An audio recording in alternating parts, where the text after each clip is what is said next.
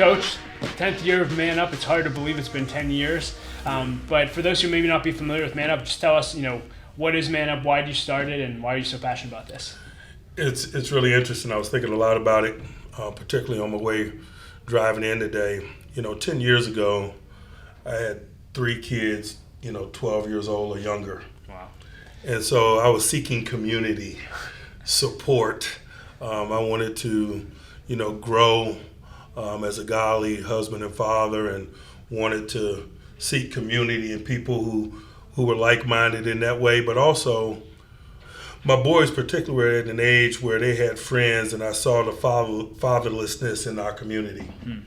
And so, I wanted to kind of formalize that thought of dad and the fatherless, and taking advantage of opportunities to parent and be a father-like figure for those that you come in close proximity with. And so, that was my original intention. And so, and it has been awesome. I was telling the group at the breakout today just how thankful I am, how excited I am, how everyone's presence inspires me, and we all need encouragement, and so it's been really good. But it's also been interesting how my profile has changed in 10 years, yeah. and so I'm continually thankful because I'm needing new things, and so I'm able to gravitate to people who are in a different space and gain wisdom from people who've been in the place that I'm at now. Yeah. In terms of parenting 21 and 20-year-olds. And so that's awesome. Yeah, that's what I was going to ask you. You have 2 in their 20s out of the home, 1 still at home. You made a statement a few years ago, I love just dad and hard. I think your son said that to you or something, but yeah. What does dad and hard look like in the Tomlin household these days? It's not quite as hard. Yeah. It's funny. When your kids get 21 and 20, you're less aggressive.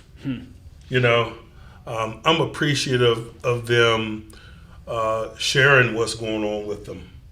I do probably more listening than talking in terms of the nature of our relationships. I don't see them every day. And so it's more difficult. You can't be as aggressive, when you're parenting from a distance, yeah. And you don't see them daily. And so, it definitely has changed. But I'm excited about the change. It's also really exciting to see that they're capable of making their own decisions. Yeah. And oftentimes, when they're discussing stuff with me, they're not seeking my counsel. They're just explaining to me their thought process. Yeah. and I'm thankful for that. Yeah. As long as they're talking. Yeah. So at home, I'm in that season. I have a 6-year-old, a 4-year-old, a 1-year-old. Mm-hmm. We're talking about expanding our family beyond that. You've lived it. You have a high demand job. What advice would you give to me going into the crazy busy season where we are hands-on every day? How did you balance family and still make that a priority in the midst of a crazy schedule? I didn't very well at times. And that's why, that's why marriage is such a significant component of parenting, the partnership component of it. My wife is awesome. She's been awesome. At times, my job and the urgency associated with my job doesn't afford me an opportunity to have the balance that I desire all the time. Big picture, certainly. But there are moments in time, because of obligation and so forth, that is very difficult. And in those times, man, I lean on my wife. And I'm thankful that we work as a partnership in that way. It's something that I work at, finding that work-home life balance, if you will, is something that's worth working at. But I also learned very early on that you can infuse the two and in ways that one might not think, or at least traditionally you might not think. I'll never forget my first day on the job in the National Football League. I got hired by the Tampa Bay Buccaneers. My boss was Tony Dungy. We had an introductory press conference that went well. He said, "Hey, when you get a second, come by the office."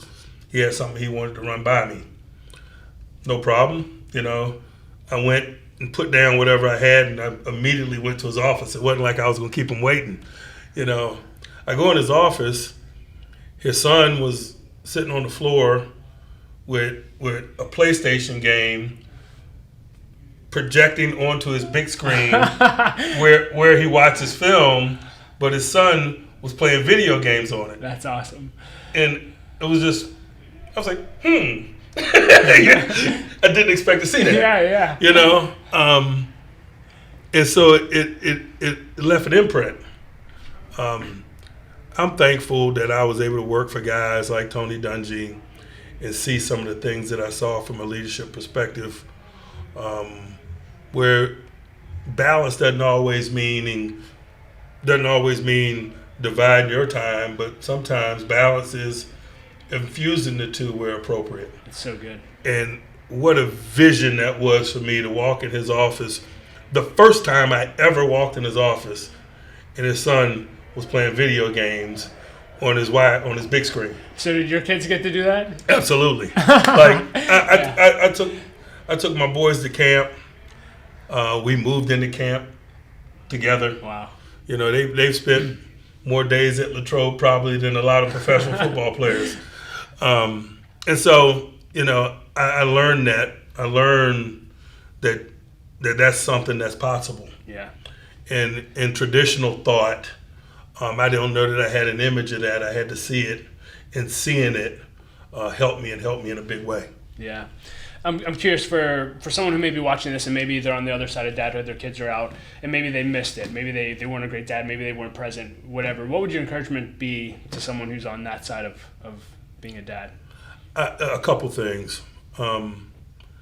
I think as long as I'm breathing on this planet, that I'll view my relationship with my kids in the ways that I do in terms of being a dad and being wise counsel for them, even as they gain their independence. And certainly they're sharp young people and capable of making decisions. And so there's a let go component of it from a parent perspective, but there's still, there are always going to be those opportunities. And I've also found that I have a little bit more time now maybe to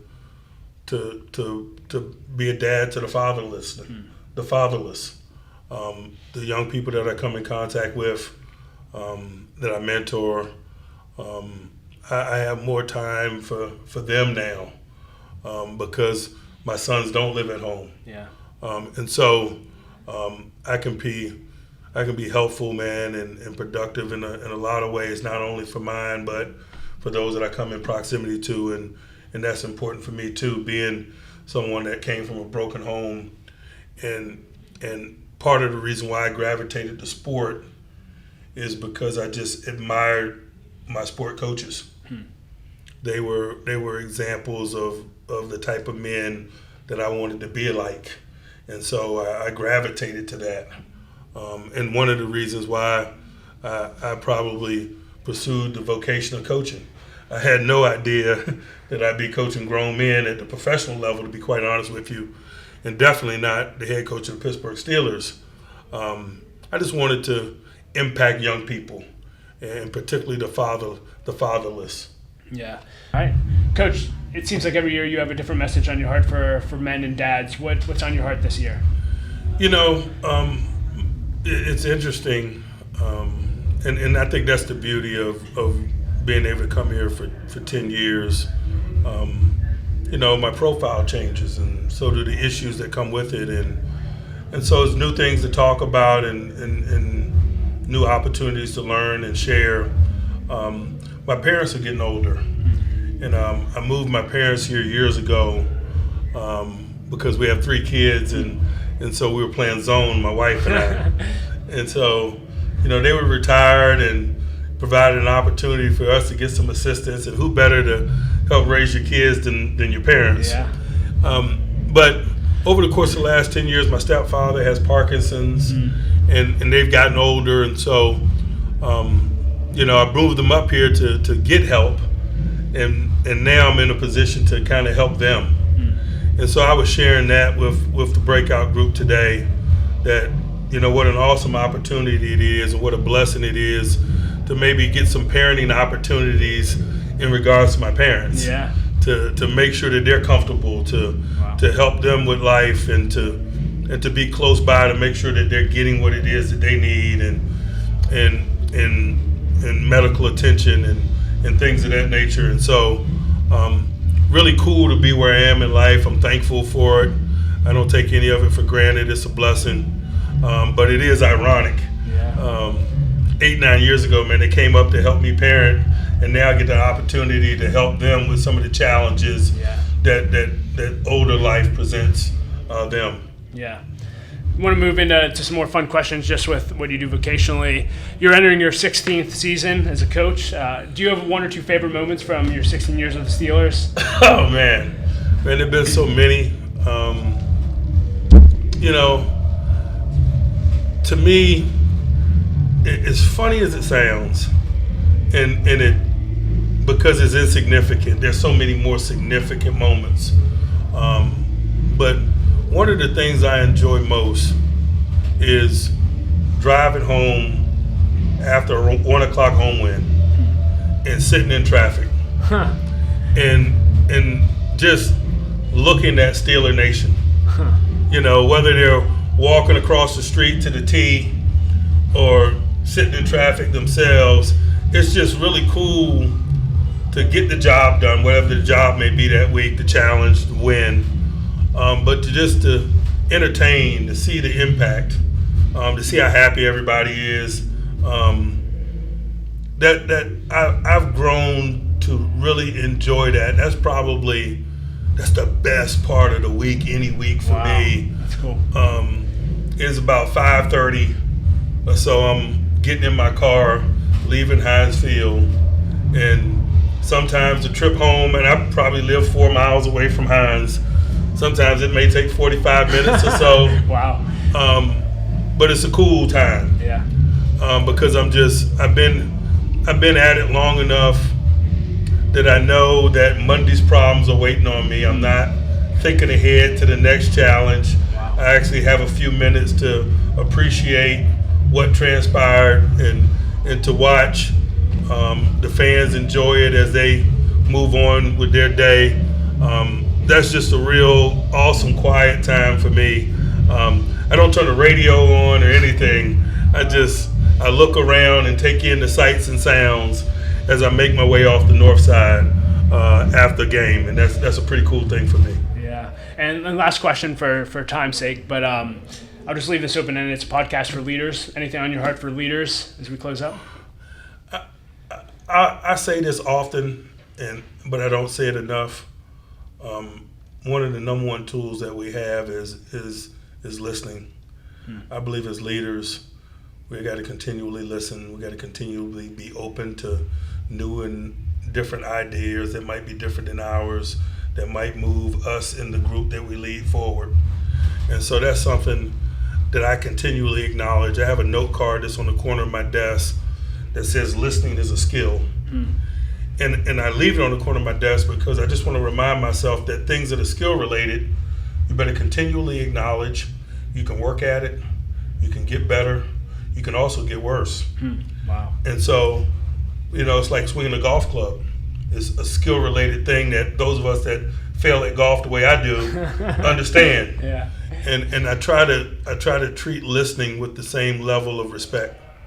And I want to continually work at it and hone my talents in that area and hopefully get better in that area, because I think just part of good leadership is being open to ideas and understanding that great ideas, innovative thought and so forth oftentimes comes from those that you lead. And so that's something that I'm always working at. I challenge other leaders to do the same. So good, Coach. Thanks again for your time. Yep. Thanks for your investment in men today. Thank you. Yep. No doubt.